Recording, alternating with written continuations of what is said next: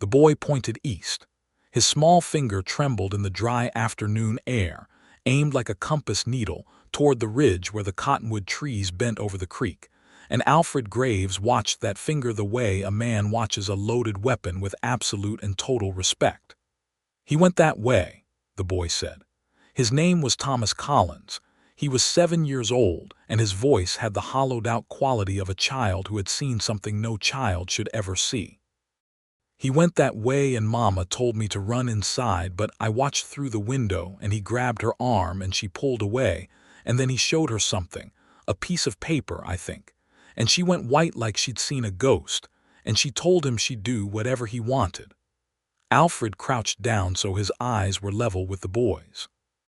Behind him, the late August sun of 1882 hammered the flat Texas earth into something resembling a frying pan, and the town of Red Rock shimmered at the edges like a fevered dream. His hat threw a stripe of shadow across his face. His gun belt, worn and supple with years of honest and dishonest use, hung low on his right hip. "Thomas," he said quietly, and his voice was the kind of quiet that made men lean in rather than away from it. "You point me toward whoever scared your mama, and then you stay close to the house." The boy's chin came up. He had his mother's eyes, that particular shade of brown that held secrets without meaning to, and he looked at Alfred with the mixture of desperate trust and wounded pride that belongs only to little boys who have been trying too hard to be men. "You going to bring her back?" Alfred stood. He adjusted the brim of his hat against the sun. He checked the cylinder of his Colt single-action Army with the casual economy of motion that came from 2 decades of practice, and said the only honest thing he could say to a 7-year-old boy pointing at danger. "I am going to bring her back." It had begun, as most catastrophes in the West began, with a lie told in a lawyer's office. 6 weeks earlier, Jane Collins had been standing in the county records building in San Angelo with a document in her hands, and the particular cold certainty that comes when the ground you thought was solid turns out to be a painted canvas stretched over nothing. The document was a deed.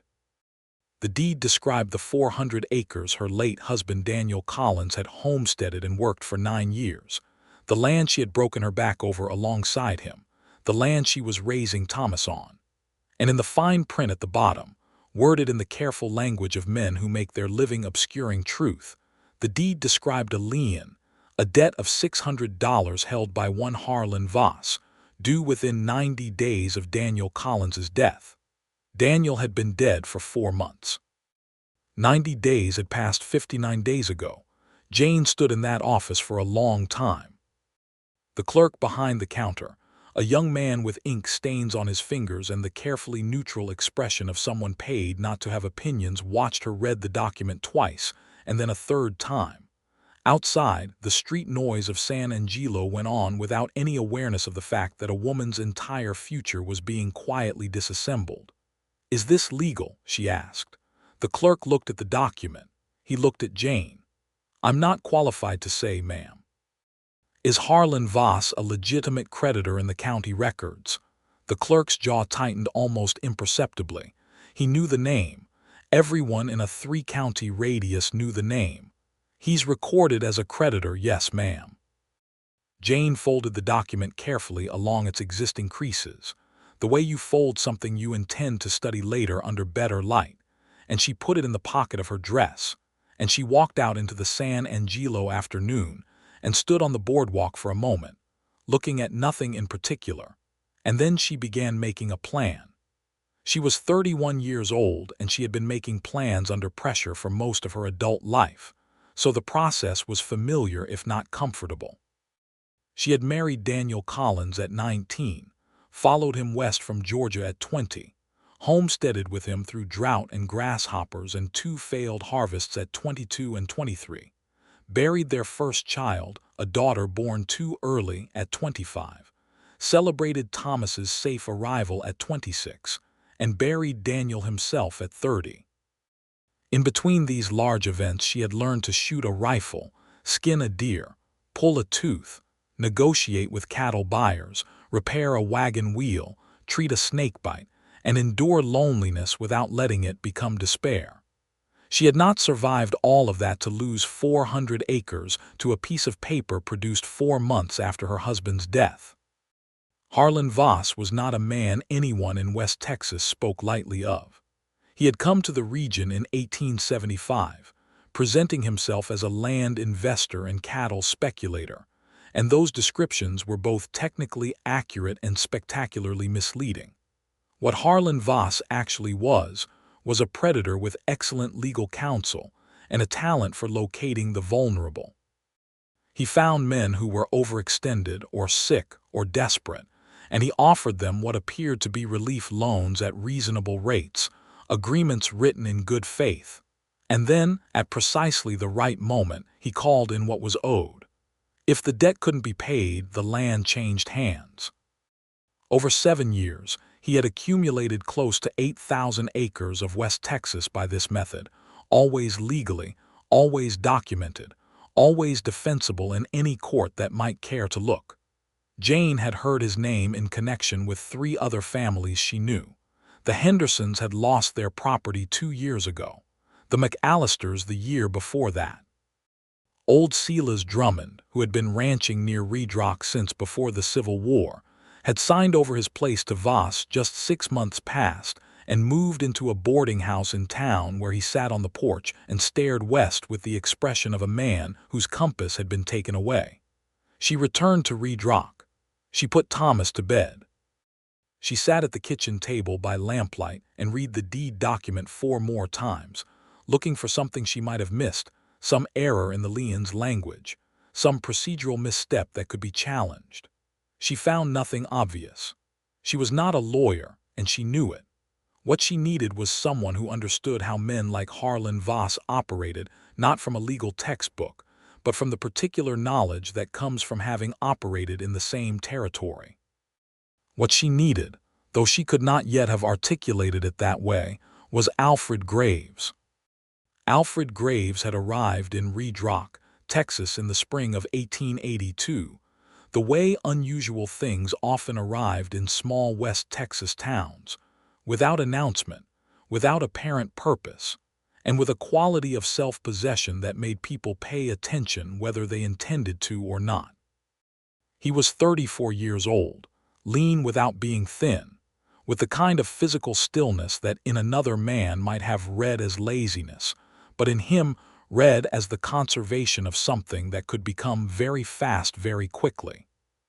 He had dark hair going gray at the temples, a jaw that had met a few fists over the years and bore the evidence with composure, and eyes the color of Winter Creek water, a blue so pale it appeared silver in certain lights.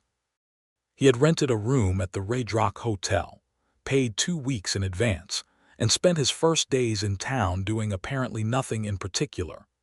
Having his coffee at the Frontier Cafe each morning, reading a newspaper on the hotel porch in the afternoons, occasionally playing cards at the saloon in the evenings, losing small enough amounts and winning small enough amounts that nobody paid him much attention. Mabel Griffiths, who ran the general store and consequently knew most of what there was to know in Red Rock, formed her opinion of him on his 3rd day in town when she watched him, from behind her counter, stop a young ranch hand from cheating old Pete Vasquez at dice outside the store. He had not raised his voice or his hand. He had simply spoken 4 quiet sentences, looked the ranch hand in the eye for a moment, and the ranch hand had apologized to old Pete and gone away.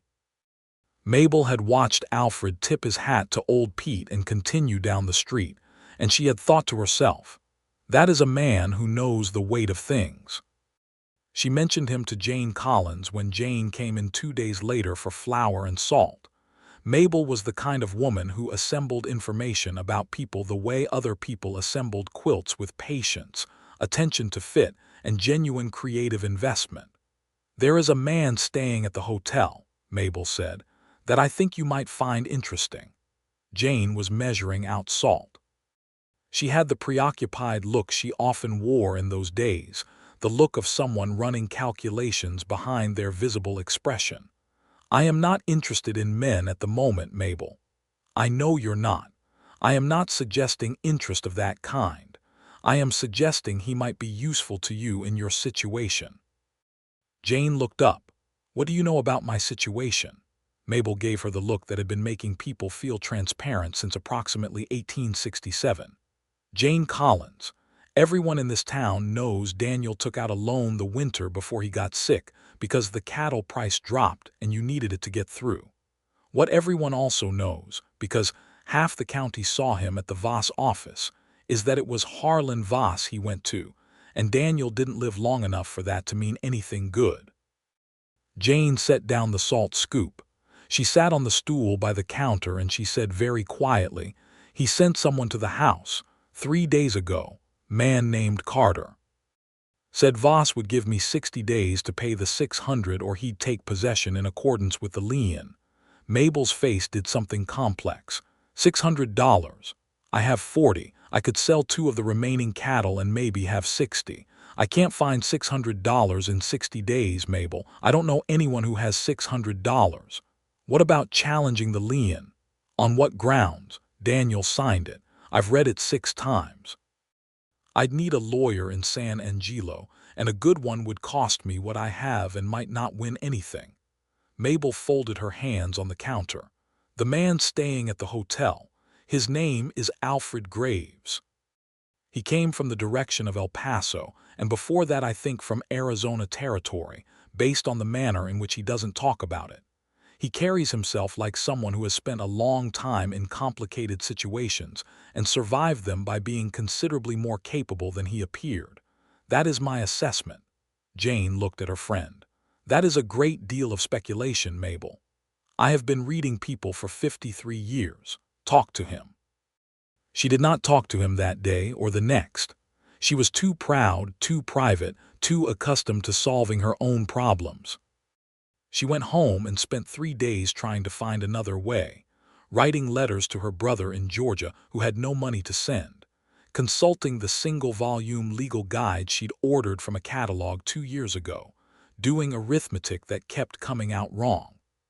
Thomas watched her with the attentive worry of a child who understands that something is badly wrong and is trying to help by being very quiet. On the 4th day after her conversation with Mabel, Jane walked into the Frontier Cafe at 7 in the morning and sat down across from Alfred Graves. He looked up from his coffee. He did not look surprised. He did not look unsurprised. He looked, Jane would think later, like a man who had trained himself to receive whatever arrived without broadcasting his response. "Mr. Graves," she said, "my name is Jane Collins. I have a problem I'm told you might be able to help with. I don't know you and I'm not in the habit of asking strangers for help, so understand that me sitting down at your table at 7 in the morning is a measure of how serious things have gotten." Alfred set down his coffee cup. He looked at her steadily, taking the measure of her the way she was taking the measure of him, plainly, without pretense, the way people in desperate circumstances do when there's no time for social performance. "Tell me about your problem," he said. She told him. She told him all of it, the deed, the lien, Harlan Voss, the 60 days, the $600, the man named Carter who had shown up at her property with the document and the careful expression of someone who has delivered bad news many times and found it professionally convenient not to feel it. She told him about Daniel and the loan and the winter that made it necessary. She told him about Thomas and the 400 acres and the 9 years of work that had gone into it. Alfred listened without interrupting. When she finished, he turned his coffee cup in his hands twice, thinking. "How many other families has Voss done this to in the county?" he asked. "3 that I know of by name, possibly more." "The lien, was it recorded with the county at the time the loan was made, or did it appear recently?" Jane paused. It was an excellent question and she wasn't certain of the answer. "I'd need to check." "Check," he said. "If the lien wasn't recorded with the county at the time of the loan, it may not be properly perfected under Texas law. A creditor's lien has to be properly recorded to take priority. If Voss recorded it after Daniel died, there's an argument it's defective." Jane stared at him. "You know property law." "I know enough of it." He picked up his coffee. I spent some time working with a land attorney in Arizona Territory before I came here. I'm not a lawyer, but I know what questions to ask." She held his gaze for a moment and felt something shift slightly in the terrain of her desperation, not resolved, not even much improved, but oriented differently, like a compass needle settling. "Why are you in Redrock, Mr. Graves?" He was quiet for a half-second longer than someone with nothing to hide would have been. "Looking for a place to be, more or less." It was not a complete answer, and they both knew it. Jane filed it in the part of her mind where she kept things that required future attention. "Will you help me?" "I'll look into it," he said. "I don't make promises about outcomes. I'll look into it." That was the beginning. Over the following 2 weeks, Alfred moved through the situation with a methodical efficiency that impressed Jane despite herself. He rode to San Angelo twice, once to examine the county records and once to speak with a land attorney he'd corresponded with previously. A woman named Eleanor Marsh, who practiced from a small office near the courthouse and had a reputation for taking cases against large landholders that other attorneys declined. The recording date of Harlan Voss's lien, as Alfred had suspected, was 19 days after Daniel Collins's death. The loan itself had been made 14 months prior. The lien should have been recorded then. It hadn't been. "It doesn't make the lien invalid on its own," Eleanor Marsh told Alfred, "but it does create a legal vulnerability. If Jane Collins contests it, we have an argument. It's not a guaranteed argument, but it's a real one." Alfred brought this back to Jane. He laid it out on her kitchen table, the way he had apparently laid many things out on many tables, clearly, without embellishment, with appropriate caveats about uncertainty. Jane sat across from him and listened and turned the information over, examining it from different angles. Thomas was in the corner of the room, supposedly doing his reading lesson, but actually watching Alfred with the transparent fascination of a boy who had not had a man at this table for over a year. Alfred had not talked down to Thomas, had not ignored him in the performative way adults sometimes ignore children to prove they are focused on more important things, and had not made a production of noticing him. He simply treated Thomas as a small person who was present, which Thomas evidently found remarkable. "The attorney in San Angelo," Jane said. "She'd take the case." She said she would. Her fee would be $40 with the rest contingent on outcome. If we win, Voss pays costs. If we lose, she doesn't take anything further. "What are our chances?" Eleanor said 60-40 in our favor, maybe better depending on the judge. Jane looked at the papers on the table. "Voss won't just let this go to court without trying to stop it." "No," Alfred agreed. "He won't." He said it without particular emphasis, but Jane heard the full weight of it. She had lived in West Texas long enough to understand that men like Harlan Voss did not rely exclusively on legal mechanisms. They had other mechanisms available, and they used them, and the line between coercion and threat was something they crossed and recrossed without apparent moral disruption. "What are you not telling me?" asked. Alfred met her eyes. This, she was beginning to understand, was one of his habits, looking at the person he was talking to in a direct, sustained way that made evasion feel physically uncomfortable. "I've been asking around. Voss has a man. Name of Carter, the same one who came to your house. Carter doesn't just deliver papers. He's been involved in at least 2 situations where people who were about to challenge Voss decided not to. Decided or were persuaded. The distinction is fine." Jane was quiet for a moment. Outside, a dry wind moved through the grass, and somewhere in the distance, a coyote called once and was answered by silence. "I'm not going to be frightened out of my own home," she said. It was not a dramatic statement. It was simply a fact, delivered with the flat certainty of someone who means it and has thought about the cost of meaning it. Alfred looked at her for a moment with an expression she couldn't quite categorize. "I know," he said. Carter came to the property for the second time on a Thursday morning in late July, and this time he brought a companion, a broad, quiet man named Dix, whom Alfred recognized from his time in El Paso as someone who had worked for a livestock broker with flexible ethics. Carter had the document again, the same lien, but this time he had an addendum, a letter from Harlan Voss suggesting that the matter could be resolved without legal complications if Jane Collins signed over the deed voluntarily in exchange for a payment of $100 and the right to continue living on the property as a tenant for a period of 1 year. Jane read the letter once. She folded it and handed it back to Carter. "No," she said. Carter looked at her the way men who carry out other men's dirty work look at women who won't cooperate, with a particular combination of irritation and contemptuous bafflement, as if her refusal was not only unhelpful but somehow personally disrespectful. "Mrs. Collins, I would encourage you to think about your position carefully." "I have thought about it carefully. The answer is no." Dix shifted his weight. He hadn't spoken. He was the kind of man whose function was to make other people feel small through proximity, and Jane was aware of him the way you are aware of a dark sky, not sure yet if there's lightning in it, but paying attention. Alfred was in the barn when Carter arrived, repairing a section of fence that had come loose, and he came around the corner of the house at the point when Dix shifted his weight, and he said nothing at all. He simply stood there, at a distance of about 30 feet, with the relaxed attention of someone who has arrived with no particular agenda. Carter looked at him. Something moved across his face that was not quite fear and not quite calculation, but somewhere in between. He had heard about Alfred Graves. That kind of information moved through a county the way water moved through creek bed, finding its level. "This doesn't involve you," Carter said. "Mrs.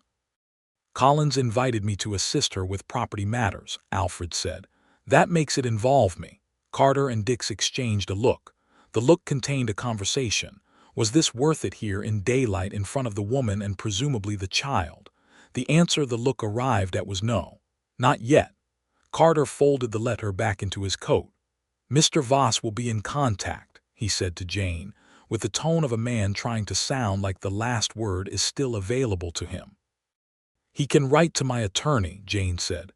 "Eleanor Marsh, San Angelo." Carter left. Dix left behind him without having spoken a single word, which was somehow more unsettling than if he'd been loud.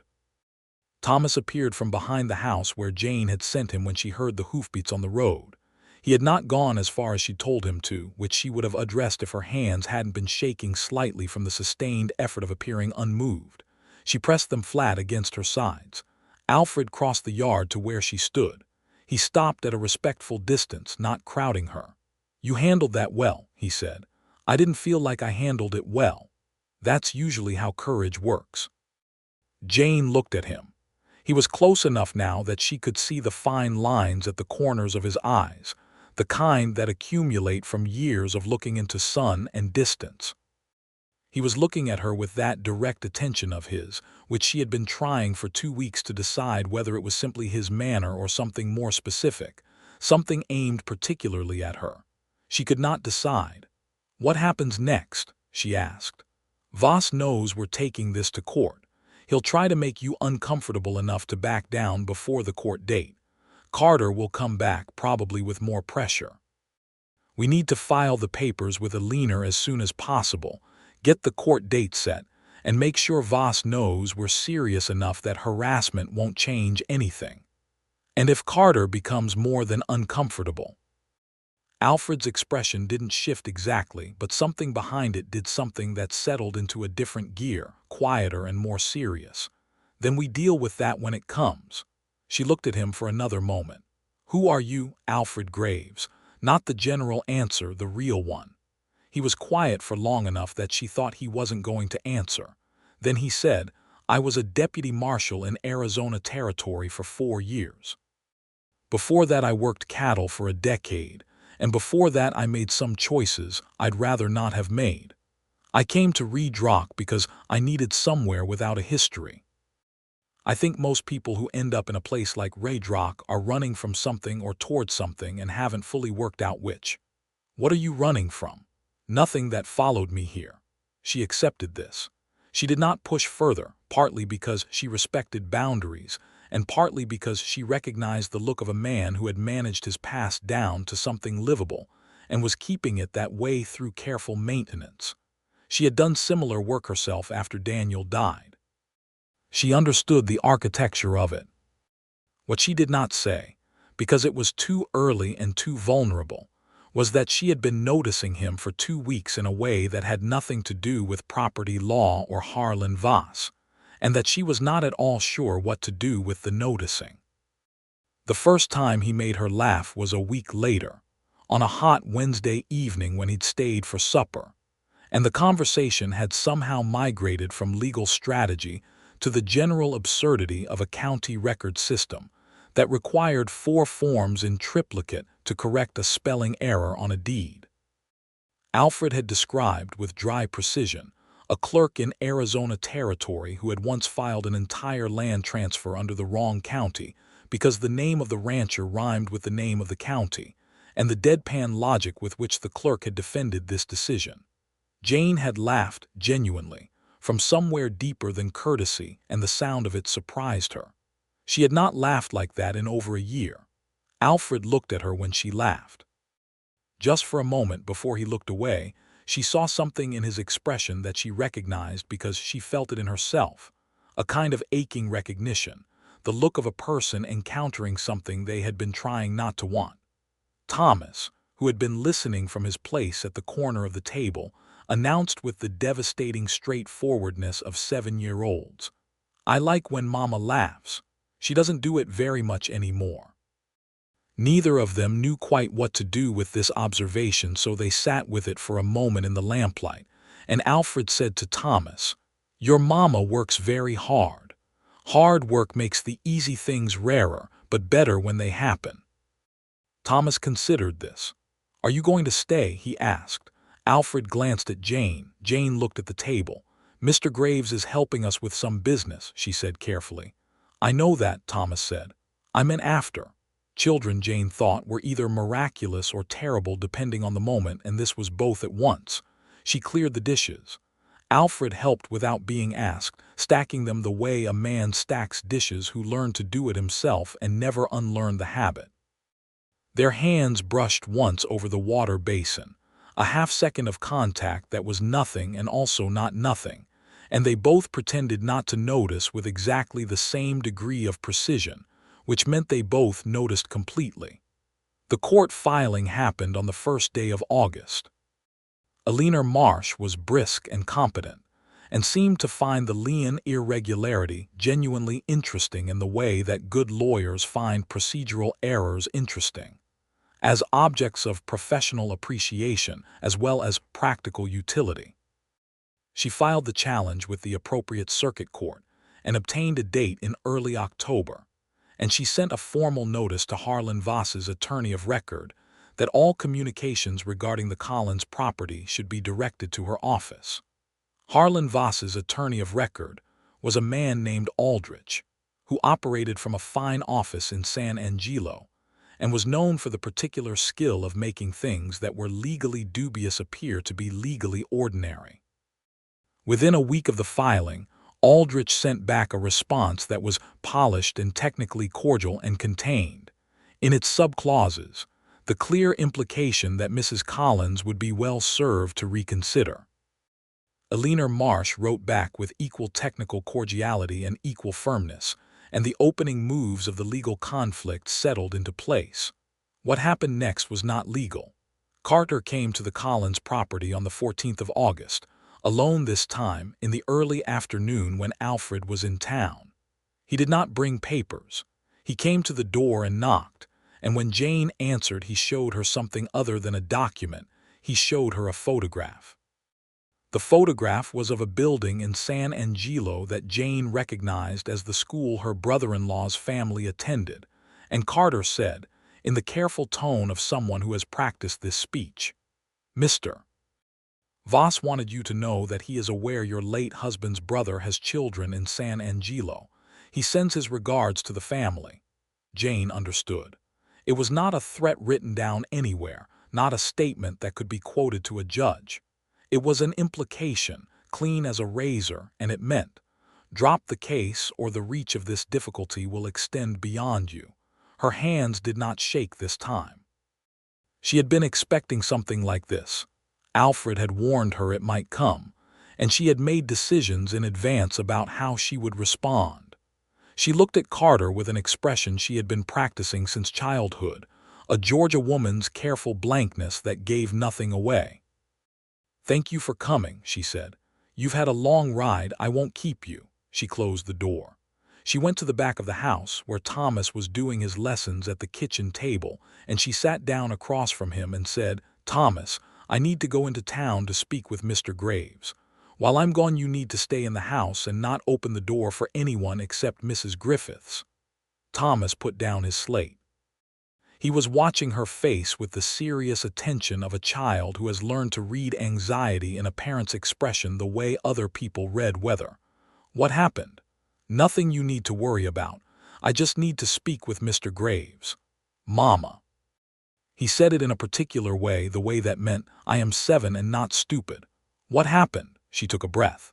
She told him in the simplified terms appropriate to his age that there was a man who was trying to take their house and that she was working with Mr. Graves and a lawyer to stop him, and that this man had sent someone to try to scare her into stopping the work. Thomas was quiet for a moment. Then he said, "Are you scared?" "A little," she admitted. It seemed important in that moment to be honest. "But being a little scared and stopping are different things. I'm not going to stop." Thomas nodded with the careful dignity of a child receiving important information and choosing to be worthy of it. "Okay," he said. He picked up his slate again. "I'll stay inside." She rode into Redrock and found Alfred at the Frontier Cafe, where he kept his morning appointment with coffee and the newspaper with what she had come to think of as characteristic reliability. She sat down across from him and told him what Carter had said and what he had shown her. Alfred listened without moving. When she finished, he was quiet for a moment, and then he said, "This is his move when the legal approach isn't going fast enough. He's escalating because the court filing worried him." "What do? We send word to your brother-in-law in San Angelo, warning, not panic, he should be aware, and we inform Eleanor Marsh so it goes into the record, even if it's an implicit threat. Documented implicit threats have weight. And we need to consider your safety and Thomas's between now and October." Jane looked at him carefully. "What does considering our safety look like?" "It looks like you not being alone at that property at night. Carter will keep coming, and if the legal case continues going against Voss, the pressure will increase. I'd like to be there." The air between them was very quiet for a moment. It was a practical statement, completely defensible on practical grounds, and they both understood it was also something else. "There's a room above the barn," Jane said. "Daniel used it when he had ranch hands on during calving. It's clean and dry." "That would work," Alfred said. She rode back. She prepared the room above the barn, which meant hauling up a mattress and a blanket, and clearing out the mice that had taken temporary possession. And she knocked the cobwebs down from the corners with a broom and told herself this was a practical arrangement, and thought about the way his hands had touched the dishes in the water basin, and then made herself stop thinking about it. Alfred moved into the room above the barn on the 15th of August. He was a quiet tenant up before dawn, useful in the ways that a man who grew up doing physical work is useful without making a performance of it. He fixed the section of fence that had been giving way. He noticed that the water pump at the house had a sticking valve and repaired it with parts from town. He helped Thomas with his reading on 2 evenings when Jane was occupied with her accounts, sitting at the kitchen table with his long legs folded under it, and reading aloud from the primer in his unhurried voice while Thomas followed along. Jane watched this from the doorway more than once and felt something complicated and warm and frightening move through her that she worked very hard to keep off her face. On the 3rd night of Alfred's residency in the barn room, she couldn't sleep. She lay in her own bed listening to the September crickets and the cooling of the air after the day's heat and the particular quiet of a property that has a second person on it, a different quality of stillness than true solitude. At 2 in the morning she got up and made coffee on the kitchen stove and sat at the table with it. And presently she heard footsteps on the stairs to the barn loft and the sound of the barn door. And then Alfred was at the kitchen window, visible in the lamplight she'd left burning. She opened the door. He was dressed but not in his coat, and he had been awake too, she could tell by his eyes, which were alert rather than blurred. "Saw your light," he said. "Couldn't sleep," she said. "Coffee." He came inside. She poured for both of them, and they sat at the kitchen table the way people sit at kitchen tables at 2 in the morning when they are being honest with each other, without the social scaffolding of daylight, without performance. "Tell me about Daniel," he said. It was not a morbid question. It had the quality of a question asked by someone who wants to understand the whole of a person. Jane wrapped her hands around her cup. She thought about what to say. "He was good," she said finally. "He was genuinely good, patient and steady and committed to what he believed in. He wasn't exciting. I don't mean that as criticism, he knew it too. He used to joke that he was the most boring, honest man in the county and proud of it." She paused. "When he got sick, it took 8 months from the first sign of it to the end, and I watched him go through it, and he never once complained. Never once made it about himself. He worried about Thomas and me the whole time." "He sounds like someone worth grieving," Alfred said. "He is. I've grieved him. I'm still grieving him." She looked up from her coffee. "That doesn't mean I've stopped being alive." He looked at her across the table, and what passed between them in that look was not simple.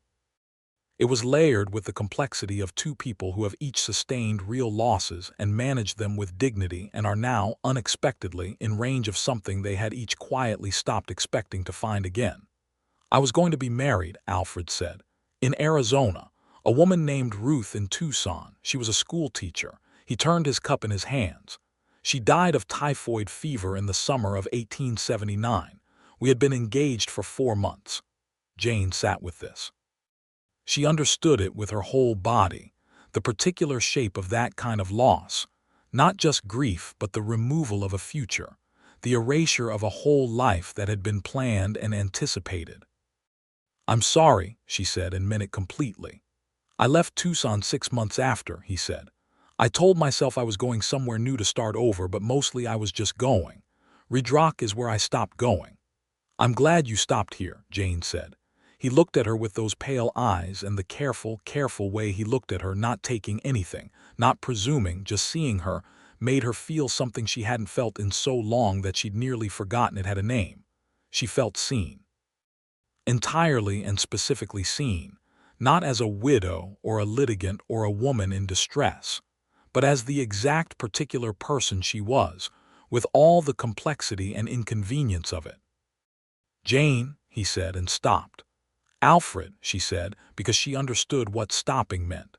They sat with it, the two of them, in the small lamplit warmth of 2 in the morning, and it was enough. It was more than enough. It was the beginning. September moved through in a way that felt both impossibly slow and accelerated, time behaving as it does when something is being built and destroyed simultaneously. The legal case continued. Eleanor Marsh reported that Harlan Voss's attorney had filed a counter-challenge, as expected, arguing that the lien's recording date was a clerical matter that did not affect its legal validity. Eleanor countered this with citations from 2 prior Texas cases in which improperly recorded liens had been dismissed. The circuit court judge, a man named Hollies from Abilene, had agreed to consider all submitted arguments. Voss himself appeared in Ridrock for the first time in 3 months. He was not what Jane had imagined, which was some version of theatrical villainy. He was a man of 60, soft-spoken and well-dressed, with gray side whiskers and the manner of a church deacon. He came into Mabel's general store on the 2nd Tuesday of September while Jane was there, and he introduced himself with a courtesy that was impeccably calibrated to make refusal seem unreasonable. "Mrs. Collins," he said, inclining his head, "I hope this situation hasn't caused you undue distress. My position in this matter is strictly one of protecting a legitimate financial interest, you understand. I have no wish to see a widow and her child displaced from their home." Jane looked at him steadily. She thought of the Henderson family, the McAllisters, old Silas Drummond on his boarding house porch. She thought of the photograph Carter had showed her, the school in San Angelo. "Mr. Voss," she said, "I understand your position entirely. I have retained counsel and the matter will be settled in court. I have nothing further to discuss with you directly." Voss smiled the way a man smiles when the response he receives confirms his estimation of a situation. "Of course, I respect that position. I only hope for your sake and your boys that the resolution is one you can live with." He left. Mabel, who had been motionless behind the counter through this exchange, let out a breath. "That man has the manners of someone who knows exactly how awful he is and has decided to dress it up," she said. "Yes," Jane agreed. She was looking at the door he'd gone through, holding herself very still until her heartbeat returned to its normal rhythm. "But he's worried. Men like that don't show up in person unless the legal route is threatening to work." She told Alfred that evening. They were on the porch in the cooling end of a warm day, Thomas inside finishing his supper, and the sky was going the particular red-orange of West Texas sunsets that was either beautiful or apocalyptic depending on your frame of mind. Alfred listened. He was quiet for a moment, then said, "He'll send Carter one more time, before the court date. That's how this works, one more push to see if you'll crack." "I won't crack. I know that." He glanced at her sideways, and there was something in the sideways glance that was different from his direct, looking more tentative, more personal. "I know that very well by now." She looked at him. The sunset was putting red light along the side of his face, and she thought, with the practical private clarity that sometimes comes when beauty is working on a person, that he was a very striking man. Not handsome in the conventional way, not neat or arranged, but present, the way a good tree is present in a field, something that belongs to its landscape and knows it. "Alfred," she said. "Jane, I need to say something that I have been working up to saying for approximately 3 weeks." He turned toward her. His entire posture shifted, not stiff but attentive, the way someone stands when they understand that what is coming is important. "I have developed feelings for you," she said, "that are not about this situation or your help or gratitude. I want to make that distinction clear because I think it matters to you whether what this is comes from the right place. It does. I have thought about this. I know the difference between being grateful and being something else." He was quiet for a long moment. The red light was deepening. Somewhere in the distance a dove called once, twice. "I have had feelings for you," he said carefully, "since approximately the second morning you talked to me in the cafe, which I thought was unreasonable given the circumstances, and I have spent considerable effort managing." "How has that effort been going?" "Poorly," he said. She laughed. He smiled, not the contained, careful smile she'd seen before, but something wider, something that made him look younger and less weathered and completely himself. He reached out and very gently, with the back of 2 fingers, touched her cheek, asking a question. She turned her face slightly into his hand, answering it. They stayed like that for a long, suspended moment in the red light, and then Thomas appeared at the door and said, "Is there more cornbread?" And they stepped apart, and Jane said yes and went inside, and Alfred stood on the porch for a moment looking at the last strip of sunset with the expression of a man who has been given something he thought he'd forfeited. Carter came back on the 28th of September. He came in the morning, earlier than before, and this time he had Dix with him and a third man Jane didn't recognize, and he did not knock on the house door. He went to the barn instead, and Alfred heard the horses and was out of the loft before they had fully crossed the property line. Thomas had been in the yard feeding the chickens when they came up the road, and he had seen their faces, and something in their faces, the particular purposefulness of men who have been sent on an unpleasant errand, had scared him. He ran for the house, where Jane was at the stove, and he said, "Mama, those men are here again." And Jane looked at his face and went to the window and saw Carter and Dix and the third man moving toward the barn, and she moved to the cabinet where Daniel's old Winchester rifle lived, and she took it down, and she checked that it was loaded, and she said to Thomas in a voice so calm it surprised her, "You point me toward whoever scared your mama and stay close to the house." Thomas pointed east. He'd already told her which way they'd come from. Alfred had come around the corner of the barn by then, and he was facing the three men across 20 feet of open yard. Carter had gotten down from his horse. Dix was still mounted. The third man had dismounted on the far side, putting himself at an oblique angle, a placement that was too considered to be casual. "Mr. Carter," Alfred said, "you've been here enough times now that I think you understand our position. You need to turn around." "Mr. Graves," Carter said. His voice had a different quality than before, something pressurized and final. "I am here with a legal document requiring Mrs. Collins to vacate the property within 14 days. Pursuant to that document has no legal standing while the court challenge is pending," Alfred said. "You know that, I know that, and Voss's lawyer knows that. Which means you're here for a different reason." Carter stopped talking. In the silence that followed, Jane came through the house door and onto the porch with the Winchester in her hands, and the dynamic of the yard reorganized itself instantly. The third man, who had been edging sideways, stopped edging. Carter looked at her. He reassessed everything in approximately half a second. Jane held the rifle with the easy competence of a woman who has been shooting since she was 15 and has had no illusions about the West for the past 12 years. "My attorney has been informed of every visit you have made to this property," she said. "Every one of them is documented. This one will be added to that record. If you have a legal document, you can send it through the court. If you're here for any other reason, you are trespassing, and I am within my rights." Carter looked at Alfred. Alfred looked back at him with the particular quality of calm that is more unsettling than aggression because it suggests a man who has nothing to prove and no reason to hurry.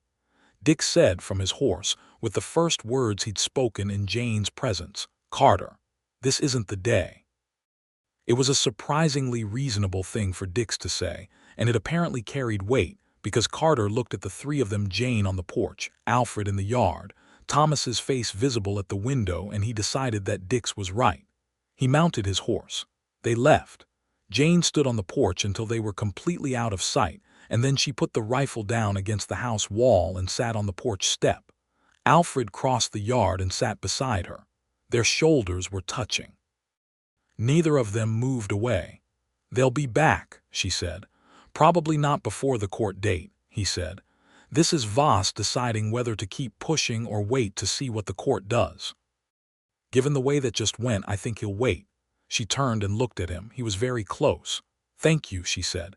"You handled that," he said. "You and that Winchester." "I had company." "Yes," he said. "You did." He looked at her for a moment, and then he said, quietly enough that Thomas, still watching from the window, couldn't hear, "When this is over, when the court date is done and this is settled, I'd like to court you properly, Jane Collins, take you to supper, bring you wildflowers, make a fool of myself in the ordinary ways." She felt something expand in her chest, warm and a little painful with its warmth, the way cold hands feel when they come inside out of the cold. "When this is over," she agreed. The court date was October 4th. Alfred rode with Jane to San Angelo, Thomas in the back of the wagon, the morning air carrying the first real chill of autumn. Eleanor Marsh met them at the courthouse steps, composed and prepared, with her documents organized and her arguments indexed, and the specific focused energy of a woman who was good at her work and knew it. Harlan Voss was there with his attorney Aldrich, and seeing them together in the courthouse hallway, Jane understood for the first time the full dimension of what she had taken on. Not just one man with a grudge, but an established system with lawyers and resources and years of practice. She held her chin level and returned Voss's courteous nod with the equivalent of a stone wall. The hearing lasted most of the day. Judge Hollies was a spare, deliberate man in his mid-50s, who asked questions with the compressed precision of someone who reads documents thoroughly and does not enjoy being condescended to. Eleanor presented the recording date discrepancy, the citations from prior Texas cases, and the documentation of Carter's repeated visits to the property, which she argued constituted a pattern of intimidation in connection with a legally contested claim. Aldrich argued that the recording date was procedural, that the underlying debt was uncontested, and that Mr. Voss's conduct had been entirely within the law. Judge Hollies asked 3 specific questions about the Texas property lien statute. Aldrich's answers were smooth but general. Eliner's answers were specific and cited.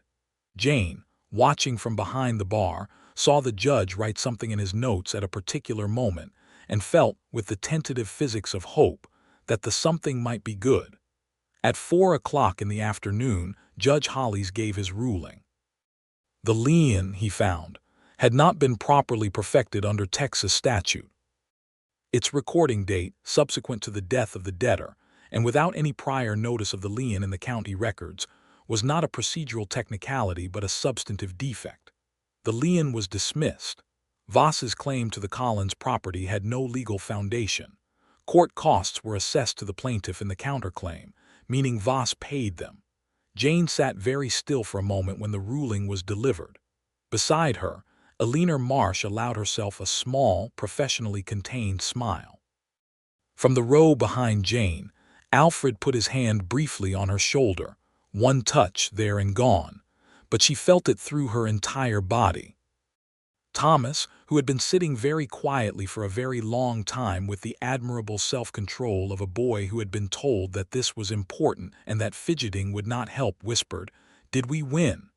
"Yes," Jane said. Her voice was not entirely steady. "We won." Harlan Voss left the courthouse without looking at them.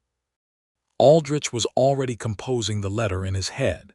Jane imagined, informing Voss that the ruling could be appealed, but that appealing it would require proving the judge had made an error, and judges who base their rulings on statute citations do not typically make the kind of errors that appellate courts overturn.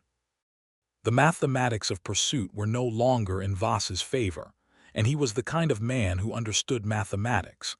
Outside the courthouse, in the autumn San Angelo afternoon, Jane stood on the steps and looked at the ordinary world continuing its ordinary business and felt, with considerable force, the relief of a person who has been braced for a long time and is cautiously, tentatively beginning to unbrace.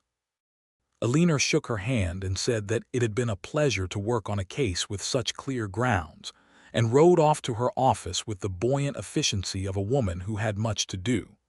Alfred stood beside Jane on the steps. Thomas had found a cat in the courthouse yard and was engaged with it. The light was the clear gold of October, long and angled and kind. "It's over," Jane said. "It's over," Alfred agreed. She turned to look at him. "You said when it was over." He looked at her with those pale eyes in the October light, and for a man generally characterized by composure, he looked in this moment almost nervous. "I did say that. I'd like the wildflowers," she said, "among other things." He smiled, and it was the wide, unguarded smile she'd seen once before on the porch at sunset, and he offered her his arm the way a man in a different context might have bowed or knelt, with the combination of gravity and happiness that belongs to moments that are actually as significant as they feel. She took his arm. Thomas, noticing this, left the cat and came to stand beside them, looking up at their linked arms with an expression of careful 7-year-old assessment. Then he nodded once, with the air of someone who has evaluated the situation and found it satisfactory. "Can we get pie?" he asked. Alina said there is a bakery on the main street. They got pie. The supper Alfred had promised happened 3 days after the courthouse, at the hotel dining room in Red Rock, which was the most formal restaurant the town offered, featuring white tablecloths on Saturdays and a cook who could do remarkable things with beef and dried apple. Alfred wore his best coat, which was dark blue, and showed that he had, at some point in his life, been in circumstances that called for good clothing. Jane wore her green dress, the one she had saved for significant occasions and not had occasion to wear in over a year, and Mabel had done her hair. Mabel's commentary on the occasion had been thorough and pointed and loving. "I told you," was what she said primarily. "I told you and I was right, and you looked at me like I was speculating, which I was, but good speculation is just applied wisdom, Jane." "Thank you, Mabel," Jane had said. "He's a good man. I know good men. I've been watching them my whole life and they're rare enough that I recognize one immediately." "I know he is," Jane said. The supper was, by the standards of Red Rock, Texas in October of 1882, very fine. They talked for 3 hours, not about Voss or the case or property law, but about everything else. He had grown up in Ohio, the son of a farmer. He had come west at 20, driven by the same directionless ambition that brought a generation of young men to the frontier. He had worked cattle in Kansas, served as a deputy in Arizona, lost Ruth in Tucson, and subsequently spent 3 years moving without particular destination before arriving in Red Rock. He liked music and had a harmonica he could play tolerably well. He had read widely, in the undisciplined way of self-educated men who read whatever was available, and had strong opinions about certain novels that he expressed with a deprecating self-awareness that made Jane argue back just to enjoy the discussion. Jane told him about Georgia, about the family she had left at 19 to follow Daniel West, about her mother who still wrote letters in the careful formal style of the previous generation, and included pressed flowers from the garden, as if Jane might be homesick for dogwood. She told him about the 2 harvests that had failed and the one that had exceeded all expectation, and about the particular joy of the Texas spring when the bluebonnets came in across the hill country and made the world feel briefly generous. He looked at her across the white tablecloth in the lamplight of the hotel dining room, with an expression she could now name without equivocation. He was in love with her. He was not hiding it anymore, and she was not hiding its counterpart, and the recognition of this between them had the quality of something that had been true for a while becoming visible. "I don't want to leave Red Rock," he said quietly at the end of the evening when they were standing outside in the October cool. "I want to stay." "Then stay," she said. "I mean specifically stay, near you." She looked at him. "That is what I meant," she said. He reached out and took her hand, properly this time, and held it, and they stood outside the hotel in the dark cool of October in a small West Texas town, and it was, in every way that mattered, exactly enough. The wildflowers he'd promised turned out to be Indian paintbrush and wild blue sage, gathered from the creek bottom on a Sunday morning in what turned out to be the last week of good autumn weather, presented to her at the kitchen door with the awkward sincerity of a man who knew he was being sentimental, and had decided sincerity mattered more than composure. She put them in a jar on the kitchen windowsill. Thomas informed Alfred with great seriousness that blue sage was his favorite color. They rode together on Sunday afternoons, which was how courtship often progressed in a place and time where privacy was scarce and propriety still mattered, and Mabel's store was where most of Red Rock convened to discuss what they had observed from their porches. The consensus in Red Rock, conducted through the informal communication network of a small frontier town, was favorable. Alfred had conducted himself well in the matter of Harlan Voss, and people who had watched the situation with concern felt that he had been the kind of steady presence that a woman in a hard situation deserved. Old Pete Vasquez, to whom Alfred had once been kind over a dice game, shook Alfred's hand in the street and said, with the formal warmth of an older man offering a blessing, "You found a good place, I think." "I did," Alfred said. Harlan Voss did not appeal the court's ruling. Whether this was because Aldrich had advised against it or because the mathematics had shifted sufficiently was unclear. He did not come to Red Rock again. Carter and Dix were not seen in the area. The Henderson family, hearing of the ruling from Mabel's particular information network, came to speak with Eleanor Marsh about whether a similar challenge might be applicable to their own lost property. McAllisters followed. These cases were longer and more complicated, as they involved completed transfers rather than contested liens, but Eleanor Marsh pursued them with the focused attention of someone who had found work she believed in, and over the following 2 years she recovered one property partially and another in full, through a combination of legal challenge and settlement negotiation in which the settled awareness that she was willing to fight and capable of winning was worth significant leverage. Jane watched this progress with the particular satisfaction of someone who has been part of setting something in motion. She felt connected to those families' recoveries in a way that was not grandiose but was real. Her case had established something, a precedent and a practitioner, and an awareness that Voss's methods were not invincible. November came in cold.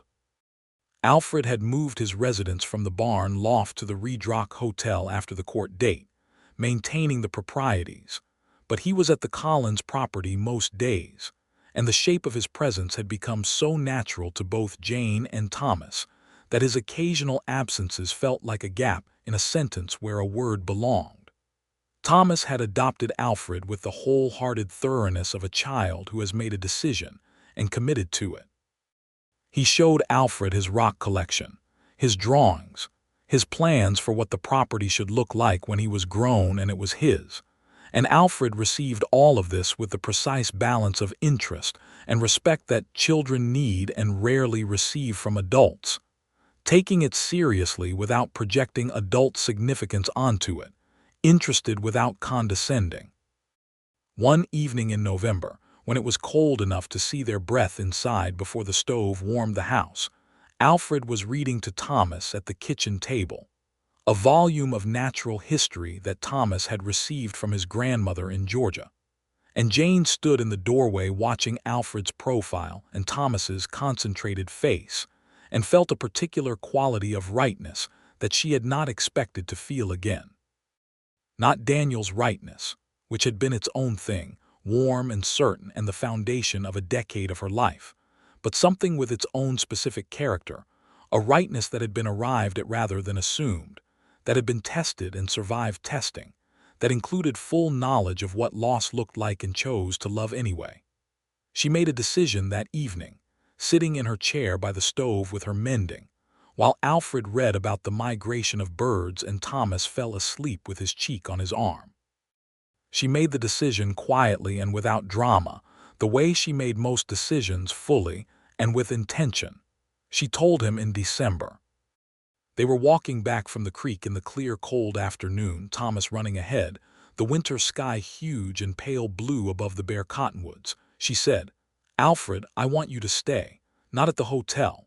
I want you to marry me and stay on this property and be part of this family, and I am saying it plainly because I think we've been around the fact of it long enough that clarity seems appropriate."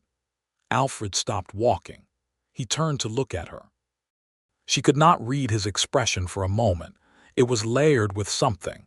And then she understood that what she was seeing was a man receiving the thing he most wanted and needing a moment to absorb its reality. "Jane," he said. "I know it is forward," she said. "I am a widow and I am being practical and I am also being quite sincere." "It's not forward," he said. "Or it is, but that's Jane." He stopped, started again, and something in him gave way with the quiet dignity of a well-built thing that has been under pressure long enough and is finally safe to rest. "I love you." I should have said it more clearly before now, but I was being careful because I thought you'd been through enough and I didn't want to crowd you. And instead I've been standing outside the thing I want most for 3 months when I could have, you could have, she agreed, smiling. "Will you marry me?" he said. "Since we are being clear." "Yes," she said. "I will." Thomas, who had looped back when the adults stopped moving, arrived in time to hear this last exchange, and the expression on his face went through several stages: surprise, reassessment, visible calculation, and then a satisfaction so deep it was almost serene. "Good," he said. He turned and ran back toward the creek as if the matter was settled and he had things to do, which Jane supposed was accurate on both counts. Alfred looked at her, and she looked at him, and the cold blue December afternoon held them in it with the gentle quality of time that knows it is making something permanent. They were married in February of 1883, on a Saturday, in the Redrock Church, which was a small white building that had been constructed by community effort 3 years prior and smelled of pine boards and candle wax. Mabel arranged the flowers, which in February meant dried things and some early greens from the south side of the hill, and she did it with such artistic conviction that the church looked better than it had at any previous occasion. Eleanor Marsh came from San Angelo, which Jane found unexpectedly moving. Thomas wore his good shirt and stood beside Alfred at the front of the church with the focused gravity of a boy who understood the significance of his position. The minister read the standard words, and Alfred and Jane said what was required. And when the moment came, Alfred took Jane's hand in both of his and held it in a way that communicated everything the formal language couldn't quite reach. And Jane felt the particular quality of a beginning that knows itself. Not innocent of what endings look like, but choosing to begin anyway, with full knowledge, which is a braver kind of love than the kind that hasn't learned yet what it might lose. The town of Redrock came to the reception afterward, or most of it did, the part that had followed the business of Voss and Jane's Winchester on the porch and Alfred's quiet presence through all of it, and felt that this marriage was something they'd had a small part in by being witness to. There was music, provided by two men who played fiddle and guitar with honest enthusiasm, and there was dancing on the flat earth outside the church in the cold February air. And Alfred Graves danced with Jane Collins Graves with the determined commitment of a man who does not dance naturally, but considers it worth doing anyway because the woman in his arms is worth any amount of temporary awkwardness. "You're counting," Jane said into his ear, laughing. "I am absolutely counting," he confirmed, quietly but consistently. She laughed against his shoulder. He held her tighter, and they turned in the February cold under the enormous West Texas sky, and Thomas danced with Mabel with the extravagant creative freedom of a child at a party, and the fiddle played something fast and sweet, and it was the kind of evening that becomes, in the telling of it over years, one of the stories a family tells. The spring of 1883 was the best agricultural season the Collins property had seen in 3 years. Alfred's presence made practical differences that accumulated into significant ones. A second pair of capable hands, knowledge of cattle management he'd accumulated in his 10 years working ranches, a systematic approach to the fence lines and water management that had always been Daniel's weak point. They planted the south field in sorghum and the north in kitchen garden vegetables, and the cattle did well through the mild winter and came into spring strong. Jane watched Alfred work and felt, regularly, the specific uncomplicated pleasure of competence being applied to shared goals. They were good partners in the practical sense, in the way that matters for a life on a frontier property. They communicated well, divided work by aptitude rather than convention, and were honest with each other about what was working and what wasn't.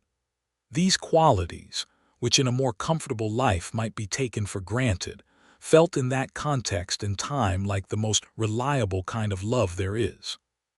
Thomas, who had turned 8 in the spring, was learning to ride properly, with Alfred teaching him on Sunday afternoons with the kind of patient, repetitive instruction that good teachers give, which is to say without impatience, and without the subtle disappointment that makes children afraid to fail.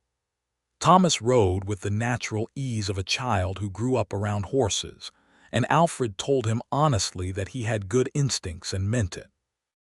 In the evenings, Alfred played his harmonica on the porch, and Jane read or did her accounts, and Thomas did his lessons, and the shape of a life assembled itself in the ordinary materials of days lived with intention. They argued occasionally, as people who are honest with each other argue about money, about a decision regarding the cattle, once at considerable length about whether to take on a contract that Jane thought was overextended and Alfred thought was manageable, and Jane turned out to be right, which Alfred acknowledged without resentment and which Jane noted without gloating. These were the useful arguments of people building something together, the kind that don't leave scars. In the summer of 1883, Jane discovered she was pregnant. She told Alfred in the morning early, before Thomas was up, at the kitchen table over coffee. He sat with it for a moment, and then the thing that moved across his face was so unguarded and complete, pure, uncomplicated joy the expression of a man who has arrived somewhere he didn't believe he would reach, that she felt it like something warm pressing against her own chest. "A baby," he said. "A baby," she confirmed.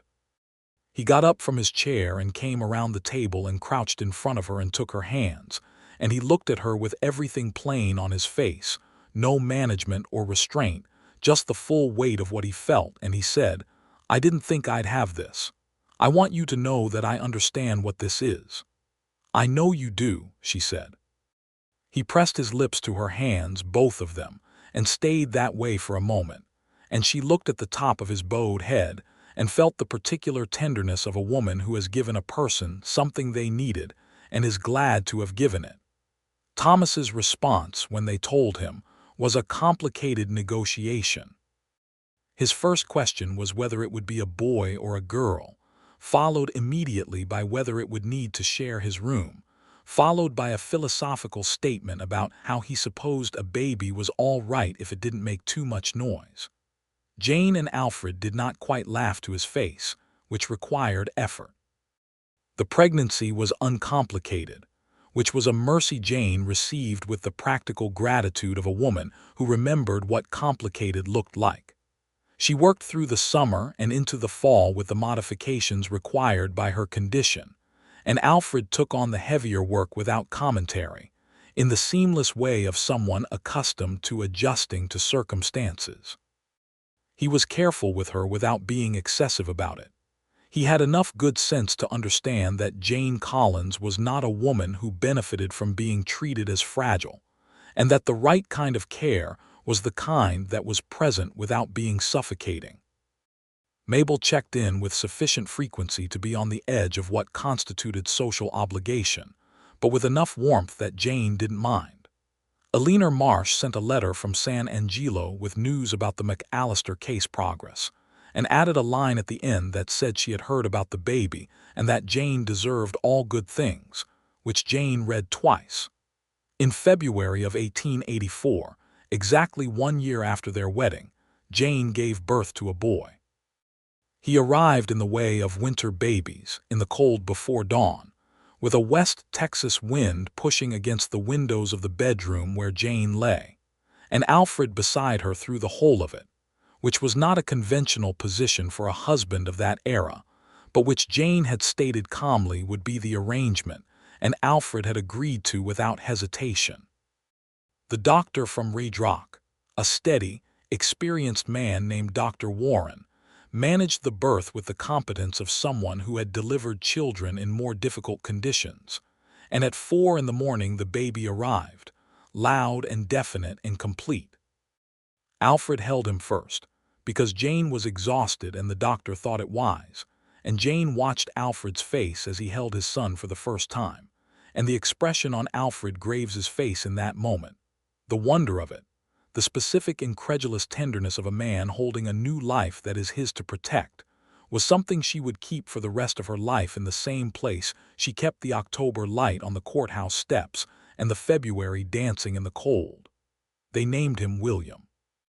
William Daniel Graves, the Daniel for Jane's first husband, which Alfred had suggested himself with a simple straightforwardness that Jane had received as one of the finest things anyone had ever offered her.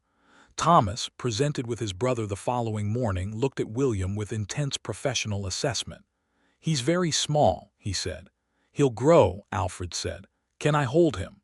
"Yes, but sit down first." Thomas sat. William was placed in his 8-year-old arms, and Thomas looked down at the baby with an expression that started as evaluation and ended, within about 10 seconds, as the particular helpless love of an older sibling encountering a younger one for the first time.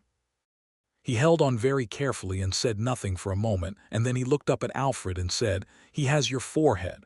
Alfred looked at Jane. Jane pressed her lips together to contain the smile. "I think he has his own forehead," Alfred said. "He's just arrived." "No," Thomas said with absolute conviction, looking back at William. "It's yours." Life in the years that followed was not without difficulty. The frontier was not a place of consistent ease, And 1885 brought a drought that required careful management of the cattle and 2 months of real anxiety about the water situation on the property. Alfred's experience with water management proved its worth that summer, and they came through it with the herd reduced but intact. The winter of 1886 was brutal and required fuel and provisions to be carefully rationed, but the house was solid and warm, and they had prepared with enough forethought to avoid genuine crisis. These difficulties were real, but they were shared, which transformed their quality. There is a fundamental difference between bearing hardship alone and bearing it beside someone who is fully committed to the same outcome, and Jane understood this difference now with her whole body, not as a comparison that diminished her years with Daniel, but as a knowledge about what a particular kind of partnership produced, one built after each of them had been through loss and had chosen, knowingly, to try again. Thomas grew with the accelerated urgency of boys in that period, who tended to move from childhood to practical adulthood in a compressed arc. By 14, he was doing the work of a young man on the property, with the particular combination of pride and occasional grievance that characterized adolescent labor. He was bright in the way his mother was bright, practical, and organized, with a good eye for the logic of things. Alfred taught him everything he knew about ranching and horses, and more usefully, taught him to think about problems from multiple angles before committing to a solution. Jane taught him to read carefully and argue honestly and write a letter that said what it meant. When Thomas was 12, Jane discovered she was pregnant again. William was 2 years old and had developed, by that point, the personality of someone who was going to do everything his own particular way regardless of what the people around him had in mind, a characteristic that Alfred found both entertaining and occasionally challenging. The new baby arrived in October of 1886, a girl this time, with Jane's brown eyes and Alfred's stubborn jaw, and they named her Ruth, for Alfred's lost love in Tucson, which Jane had suggested and Alfred had received in silence for a long moment before saying, with the quiet of someone who has just been given a gift they didn't know they needed, that he would like that very much. Ruth grew up in a house that was, by then, something that had been made rather than simply inhabited. The Collins property, which Mabel insisted on still calling the Collins property, and which the deed now called the Graves property, though most people in Redrock used both interchangeably, had been worked over a decade and a half into something that showed its history the way good things show theirs. Through the evidence of sustained care, the fence lines that held, the pastures that recovered from drought, the kitchen garden that expanded every year, the rooms of the house that had each been improved by attention. The afternoon of Ruth's 3rd birthday, Jane sat on the porch watching Alfred and Thomas playing some elaborate invented game with William in the yard. William was 6 now, and deeply committed to games that required other people to do things he thought of, and Ruth was in her lap, already deciding to get down and join the confusion.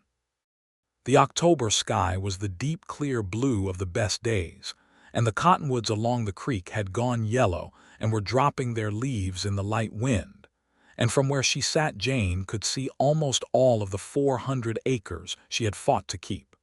She could see the south field that had produced sorghum for years now. She could see the line of fence along the east boundary that Alfred had reinforced twice until it held perfectly. She could see the barn roof, and above it the room where Alfred had lived in the beginning, which was now Thomas's private domain, a place he retreated to when he needed to be by himself and think, a habit they both respected.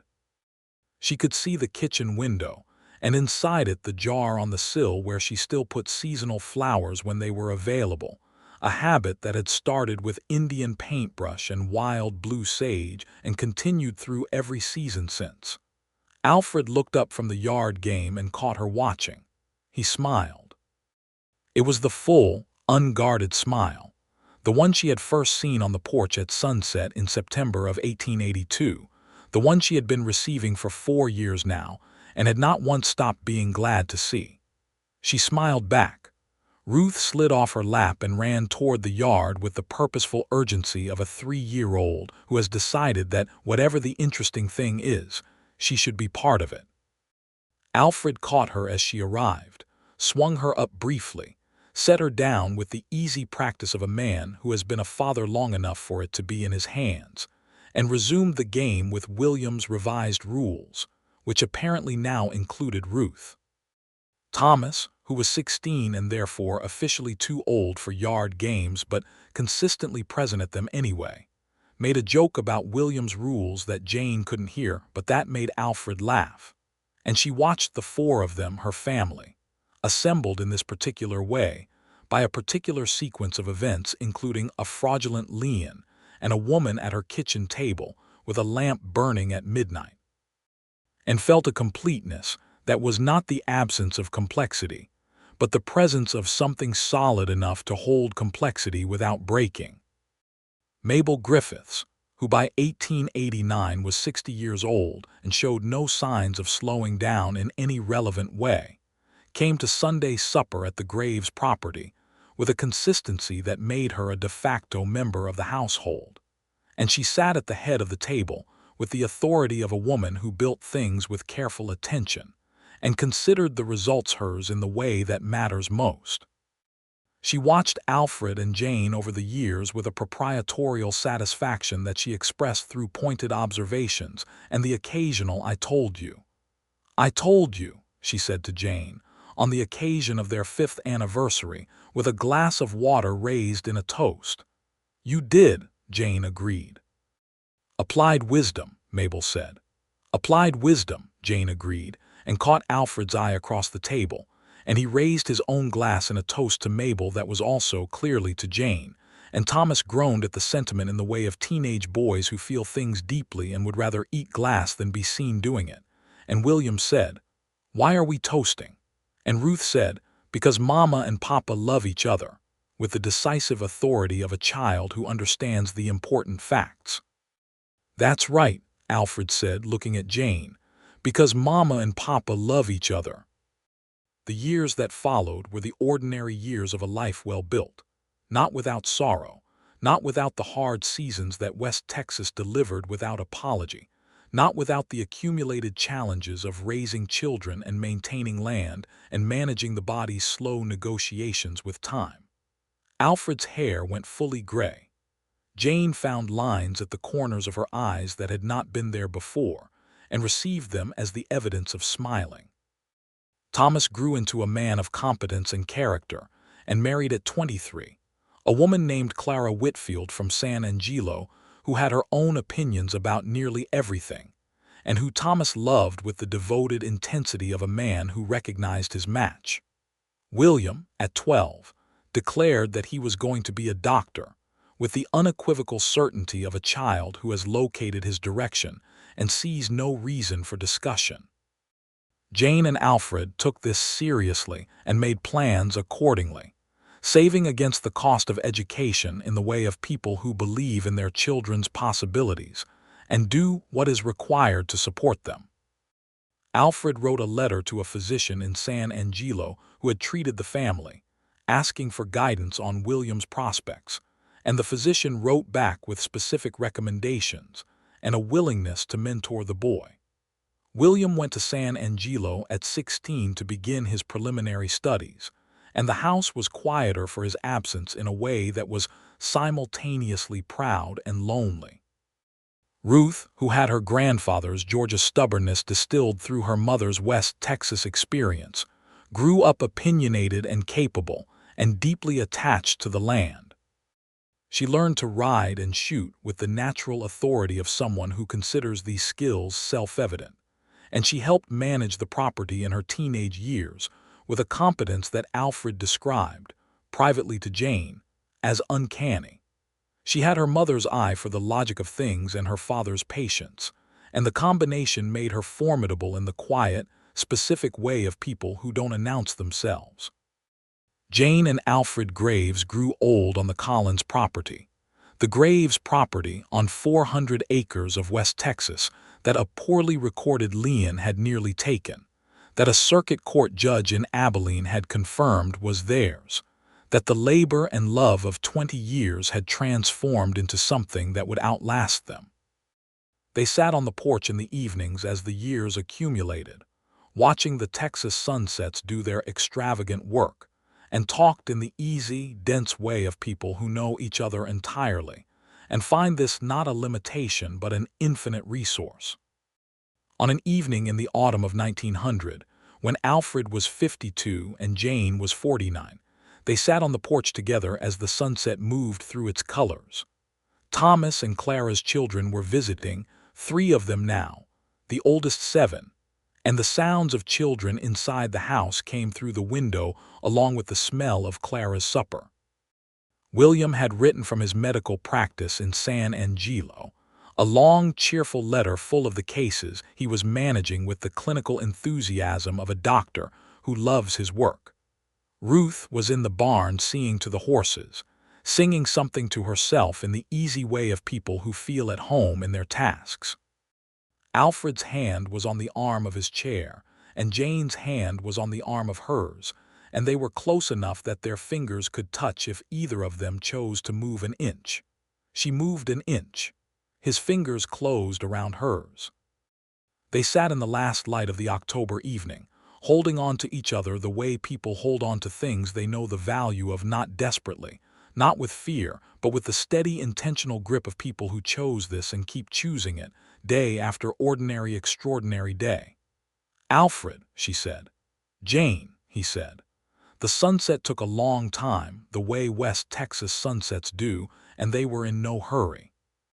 They had built something here, the 2 of them, out of a legal document and a kitchen table at 2 in the morning, and a cup of coffee at the Frontier Cafe, out of wildflowers in a jar and a 7-year-old pointing east and a harmonica on the porch and a courthouse in October, and a February wedding in a white church and 400 acres that were theirs. Out of loss and the choice to love again. Out of all that it had cost them, and all that it had given them, and the long, settled, luminous knowledge that it had been worth every bit of both. The stars came out over Reed Rock, over the hill country, over the 400 acres and the house and the barn and the south field, and the creek where the cottonwoods had gone yellow again, as they did every year, reliable as any good thing. Alfred played a few notes on his harmonica, something soft and familiar that he'd been playing for years, and that Jane had long since memorized without meaning to. Ruth came out of the barn and sat on the porch steps without a word, just sat part of the evening. One of Thomas's children came to the window and pressed their face against the glass looking for them, and Jane raised her hand and waved. The child waved back and disappeared. The harmonica played, the stars kept coming. Everything that had been broken had been mended, and everything that had been taken had been restored, and everything that had been feared had been faced, and on the other side of all of it, in the ordinary falling dark of an October evening in West Texas, was this. A family, a home, a life made out of the stubborn human insistence that love is worth the cost of loss and that good things are worth fighting for, and that a woman who will not be frightened out of her own home, and a man who stopped going when he found somewhere worth staying, can build something that lasts. And they had, and it was good.